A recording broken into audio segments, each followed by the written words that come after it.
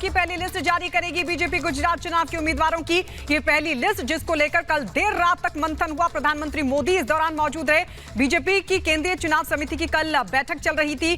अमित शाह मौजूद रहे थे। जेपी नड्डा ने इस बैठक की अध्यक्षता की थी। और इस सबके बीच बड़ी खबर जो मिल रही है, थोड़ी देर में दीपेश, बीजेपी प्रेस कॉन्फ्रेंस करेगी और पहली जो लिस्ट है उम्मीदवारों की गुजरात विधानसभा चुनाव के लिए वो जारी हो सकती है। बिल्कुल, इसका इंतजार किया जा रहा था। लगभग 89 उम्मीदवारों के नामों का ऐलान अब से कुछ देर बाद भारतीय जनता पार्टी की तरफ से किया जा सकता है। तो ये प्रेस कॉन्फ्रेंस अब से कुछ देर बाद होने वाली है और इस प्रेस कॉन्फ्रेंस के दौरान गुजरात चुनाव को लेकर जो पहली सूची है, जो पहली लिस्ट है, उसे जारी किया जा सकता है।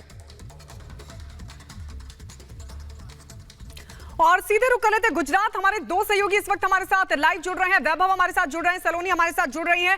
सलोनी, सबसे पहले आपके पास आते हुए इंतजार हो रहा था पहली लिस्ट, और हमने देखा कि कई बड़े नेता जो कई पूर्व मंत्री हैं, चाहे विजय रूपाणी की बात हो या फिर नितिन पटेल की बात हो, तमाम लोगों की तरफ से मना कर दिया गया कि हम चुनाव नहीं लड़ेंगे। लेकिन अब पहली लिस्ट आ रही है, वहां से आपको क्या पता चल पा रहा है? किन किन लोगों को तवज्जो दी गई होगी?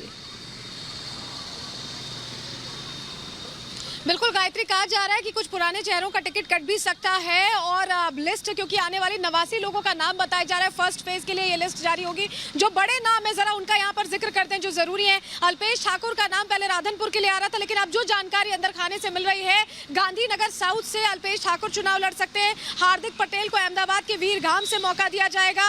राजकोट वेस्ट से दर्शिता शाह लड़ सकती है। वहीं भूपेंद्र पटेल जो मुख्यमंत्री हैं, उन्हें घाटल लोढ़िया से एक बार फिर यहाँ पर चुनावी मैदान में उतारा जा सकता है। और देखिए, भूपेंद्र पटेल की सीट बहुत अहम है। कहा जाता है कि उस सीट पर जो भी उतरता है उसकी जीत सुनिश्चित होती है। बीजेपी का ही रहा है। 2012 में जब सरखेज सीट का डिवीजन हुआ था, तब ये सीट बनी थी और 2 बार से लगातार बीजेपी रही। और यही वजह है कि सीएम को वहां से लड़ाने की बात, पहले भी भूपेंद्र पटेल वहां से लड़े थे और दोबारा उन्हें वहीं से लड़ाने की बात हो रही है। जो नाम होंगे गायत्री, ये हम बार बार कह रहे गायत्री और दीपेश की, कई जो चेहरे आपने भी बताया कि नितिन पटेल पीछे हट गए, विजय रूपाणी पीछे हट गए कि वो चुनाव नहीं लड़ेंगे। तो ऐसे में बहुत मंथन हुआ और देर रात तक ये मंथन चला और उसके बाद 89 नामों का ऐलान आज होने वाला है। कुछ ही देर में प्रेस कॉन्फ्रेंस होगी। जो बड़े चेहरे हम जिनकी बात कर रहे हैं, उनको लेकर कहा जा रहा है रविंद्र जडेजा की पत्नी भी इस बार चुनाव लड़ सकती हैं, ये कहा जा रहा है। उनकी सीट को लेकर भी सबकी निगाहें टिकी हुई हैं। तो ये सारी चीजें थोड़ी देर में साफ हो जाएंगी और गुजरात भी पूरी तरह से चुनावी मोड में नजर आ रहा है। बिल्कुल, गुजरात भी पूरी तरह से चुनावी मोड में नजर आ रहा है।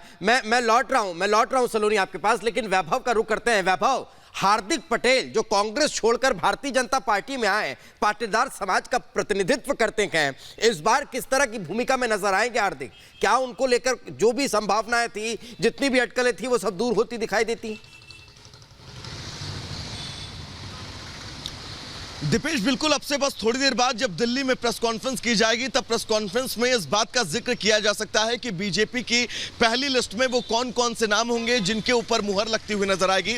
और सबसे बड़ी दिलचस्प बात यह है कि कल बीजेपी की मीटिंग से पहले खुद विजय रूपाणी की तरफ से यहाँ के जो प्रदेश अध्यक्ष है, उनको एक चिट्ठी लिखी जाती है और चिट्ठी में इस बात का जिक्र किया जाता है कि वो चुनाव नहीं लड़ेंगे। न सिर्फ पूर्व सीएम बल्कि डिप्टी सीएम समेत 5 वरिष्ठ मंत्री CR पाटिल को चिट्ठी लिखते हैं और चिट्ठी में इस बात का जिक्र करते हैं कि वो विधानसभा चुनाव नहीं लड़ेंगे। ऐसे में यह कहा जा सकता है कि बीजेपी इस बार प्रदेश में एंटी इनकम्बेंसी को ध्यान में रखते हुए तकरीबन 99 में से 20% ऐसे सिटिंग एमएलए होंगे जिनके टिकट जो है वो काट सकती है। हार्दिक पटेल को लेकर कहा यह जा रहा है कि उनका टिकट तय है, लेकिन उनकी सक्रियता 2017 के मुताबिक उतनी ज्यादा नहीं नजर आ रही है जब वो कांग्रेस में रहकर सक्रिय थे, क्योंकि बीजेपी उनको सिर्फ और सिर्फ उनके विधानसभा क्षेत्रों के आसपास, यानी कि अहमदाबाद और अहमदाबाद के आसपास के जिलों की ही जिम्मेदारी जो है वो दी गई है।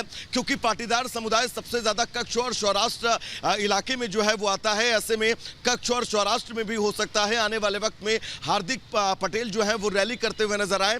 लेकिन ऐसे में बीजेपी की पहली लिस्ट, जिसको लेकर कल दिल्ली में देर रात तक मंथन हुआ, और इस मंथन के बाद अब वो कौन कौन से नाम होंगे, क्योंकि बीजेपी के सामने मिशन रिपीट यानी कि 7वीं बार सरकार बनाने की बड़ी जिम्मेदारी है। और सबसे बड़ी बात दीपेश ये है, ये गुजरात है। बीजेपी किसी भी हाल में नहीं चाहेगी कि गुजरात में किसी भी तरह का रिस्क लिया जाए, और जिसके चलते बीजेपी लगातार यहां पर प्रत्याशियों को लेकर चर्चा करती हुई नजर आई। इसके पहले खुद गृह मंत्री अमित शाह पहुंचते हैं गांधीनगर में और बीजेपी की 3 दिन तक बैठक होती है।